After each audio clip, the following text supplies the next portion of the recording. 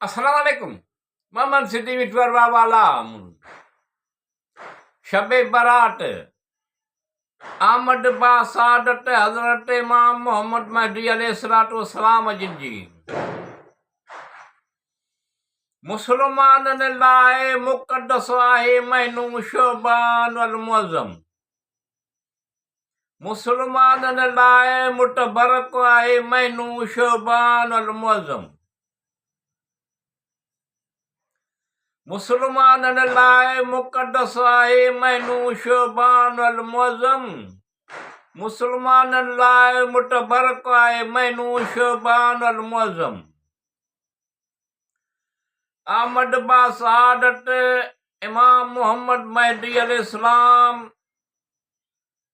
अज़मत वारो आहे महीनो शोबान अल मुअज़्ज़म। मुसलमानन लाए मुक़द्दस आहे महीनो शोबान अल मुअज़्ज़म। मुसलमानन लाए मुतबरक आहे महीनो शोबान अल मुअज़्ज़म। वालिद इमाम हसन असगरी अलैहिस्सलाम, वालिदा माजिदा नरगिस खातून आमद सन 256 हिजरी।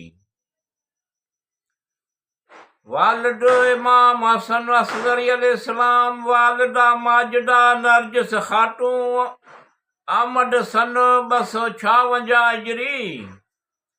15 शोबान अल मुअज़्ज़म सरमराए सामरा बिराक में आहे महीनो शोबान अल मुअज़्ज़म।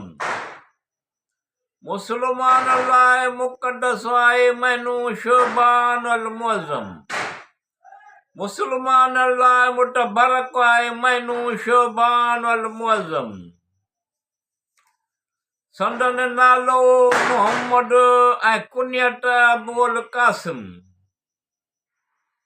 संदन नालो मोहम्मद ऐं कुनियत अबुल कासिम आहे। शबे बरात जी रात आहे महीनो शोबान अल मुअज़्ज़म। शबे बरात या रात आहे जंहिंमें अल्लाह पाक जे रहमतुनि जो नुज़ूल। शबे बरात या रात आहे जंहिंमें अल्लाह पाक जे रहमतुनि जो नुज़ूल। वॾ फुड़े मींहं जियां ओ हीड़ा ॾेई वसकारो कंदो आहे महीनो शोबान अल मुअज़्ज़म। हज़रत इमाम मोहम्मद महदी अलैहिस्सलातु वस्सलाम जिन जो ज़हूर ज़माने जे आख़िर में थींदो। हज़रत इमाम मोहम्मद महदी अलैहिस्सलातु वस्सलाम जिन जो ज़हूर ज़माने जे आख़िर में थींदो।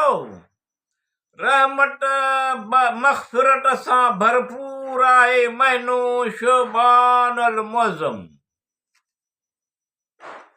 इब्तिदा इमाम हुसैन अलैहिस्सलातु वस्सलाम बासादत आहे। इब्तिदा इमाम हुसैन अलैहिस्सलातु वस्सलाम आमद बासादत आहे। सानिए ज़हरा सैयदा ज़ैनब सलामुल्लाह आहे महीनो शोबान अल मुअज़्ज़म। गाज़ी अब्बास अलैहिस्सलाम अलमदार अलैहिस्सलाम जिन जी आमद बासादत। गाज़ी अब्बास अलैहिस्सलाम अलमदार अलैहिस्सलाम जी आमद बासादत। शहज़ादे अली अकबर अलैहिस्सलाम आहे महीनो शोबान अल मुअज़्ज़म। शहज़ादे कासिम अलैहिस्सलाम इब्ने इमाम हसन अलैहिस्सलाम जिन जी आमद बासादत आहे। शहज़ादे कासिम अलैहिस्सलाम इब्ने इमाम हसन अलैहिस्सलातु वस्सलाम जिन जी आमद बासादत आहे। मुबारक बरकतुनि भरियो आहे महीनो शोबान अल मुअज़्ज़म। शबे बरात आमद बासादत मुसलमानन लाइ मुक़द्दस आहे महीनो शोबान अल मुअज़्ज़म। मुसलमानन लाइ मुतबरक आहे महीनो शोबान अल मुअज़्ज़म। वास्ते मुहाबे करीम जे मुझा मौला मिठूअ जूं आस मेडू पुॼायो मतलब नेक मक़सद हासिल थियनि। वास्ते मुहाबे करीम जे मुझा मौला मिठूअ जूं आस मेडू पुॼायो मतलब नेक मक़सद हासिल थियनि। फज़ीलत न भरियो आहे महीनो शोबान अल मुअज़्ज़म, मुस्लमाननि लाइ मुक़द्दस आहे महीनो शोबान अल मुअज़्ज़म, मुस्लमाननि लाइ मुतबरक आहे महीनो शोबान अल मुअज़्ज़म।